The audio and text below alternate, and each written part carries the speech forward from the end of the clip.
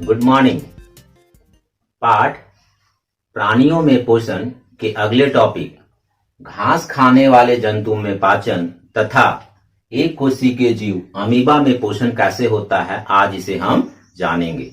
तो पहले घास खाने वाले जंतुओं में पाचन कैसे होता है उसे समझते हैं।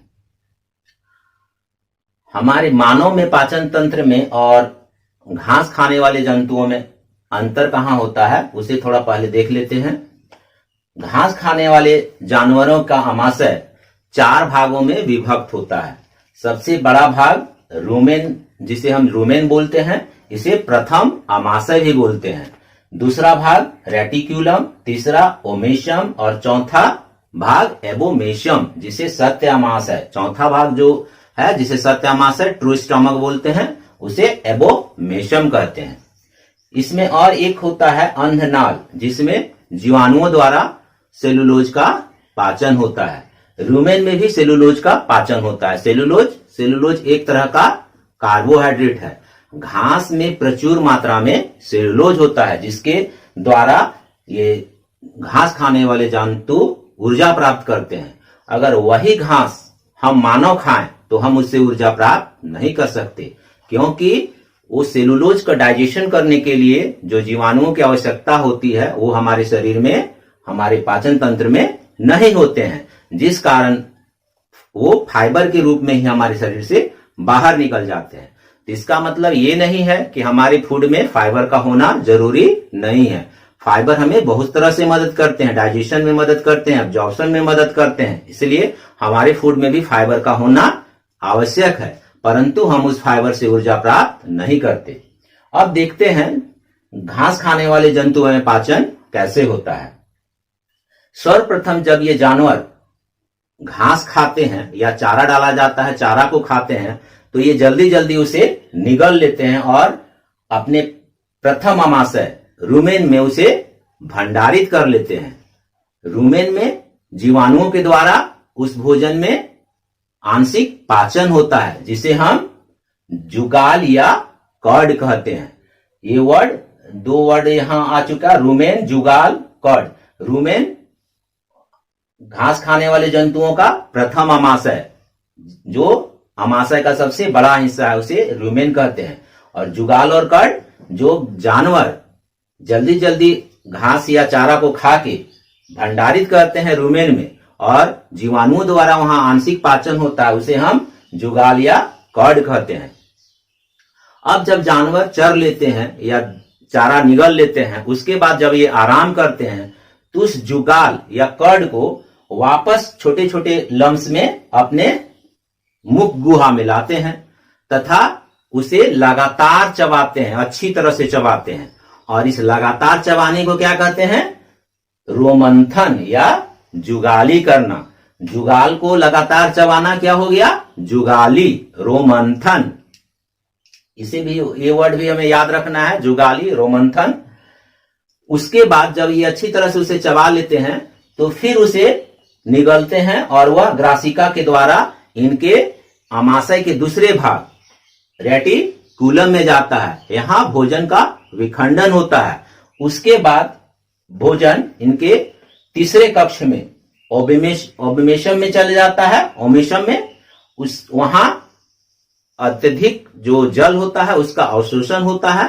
उसके पश्चात आमाशय के चौथे भाग एबोमेशियम में चला जाता है। यहां पर एंजाइम के द्वारा भोजन का पाचन होता है।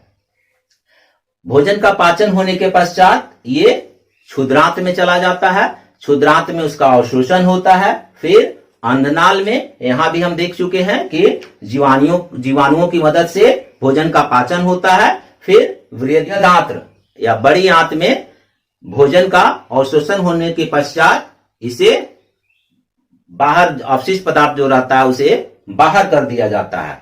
और इस तरह घास खाने वाले जंतुओं में पाचन तंत्र पूर्ण होता है। इसके बाद ये वर्ड जो है मैंने पहले आपको बतलाया, रूमेन, जुगाल, रोमंथन, रूमिनेंट, इसको एक बार फिर देख लेते हैं, क्योंकि यही 4 शब्द जो मुख्य हैं जो आपके अभ्यास के प्रश्नों में दिए गए हैं। रोमन घास खाने वाले जंतुओं का प्रथम आमाशय, पहला भाग जहां पर वो जल्दी जल्दी खा के अपने भोजन को भंडारित करते हैं, उसे रुमेन करते हैं। जुगाल और कर्ण, जो रुमेन में भोजन रहता है उसका जीवाणुओं के द्वारा आंशिक पाचन होता है, उसे हम जुगाल या कर्ण कहते हैं। रोमंथन, जुगाल या कर्ण का लगातार चबाना, जुगाली करना या रोमंथन करना। और ऐसे जानवर जो जुगाली या रोमंथन करते हैं उसे हम रूमिनेंट्स बोलते हैं। तो इस तरह घास खाने वाले जंतुओं का पाचन तंत्र पूर्ण होता है। अब हम एक कोशिकीय जीव अमीबा में पोषण कैसे होता है उसे समझने का प्रयास करते हैं। अमीबा जलाशय में रहने वाला एक कोशिकीय जीव है। इसका आकार जैसा हम देख सकते हैं अनियमित होता है। अमीबा की कोशिका में एक कोशिका झिल्ली होती है, एक सघन केंद्रक होता है तथा इसकी कोशिका द्रव्य में अनेक बुलबुले के समान धानियां होती है। यह निरंतर अपने कूटपाद, जिसे स्यूडोपोडिया, फॉल्स फीट कहते हैं, का निर्माण करता है और वे बिगड़ते भी रहते हैं। और इसी बनने और बिगड़ने के कारण इसका आकार अनियमित होता है। ये कूटपाद इसे गति करने में तथा भोजन को इंगल्फ करने में, उसे घेर के अंदर करने में मदद करते हैं। अमीबा सूक्ष्म जीव जैसे शैवाल के छोटे छोटे कण, बैक्टीरिया, डायटम्स तथा मृत जैविक पदार्थ के छोटे छोटे कण को भोजन के रूप में ग्रहण करता है। जब भी अमीबा को किसी खाद्य कण का आभास होता है तो यह उसके चारों ओर कूटपाद का निर्माण करता है तथा उसे पूरी तरह घेर के अंदर कर लेता है और खाद्य धानी का निर्माण होता है। खाद्य धानी में ही पाचक रक्तस्रावित होते हैं और भोजन का पाचन होता है। और इस तरह का पाचन जिसमें कोशिका के अंदर पाचन होता है उसे हम अंतः कोशिका पाचन कहते हैं। पाचन के उपरांत भोजन का धीरे धीरे अवशोषण होता है तथा वह अवशोषित भोजन अमीबा के वृद्धि, रखरखाव और जनन में सहायक होता है। अवशिष्ट पदार्थ जो पाचन के उपरांत बच जाता है वह खाद्य धानी के द्वारा ही बाहर कर दिया जाता है और इस तरह अमीबा में पोषण पूर्ण होता है। तो आज के दो टॉपिक, अमीबा में पोषण कैसे होता है और घास खाने वाले जंतु में पाचन कैसे होता है, इसे हमने जान लिया।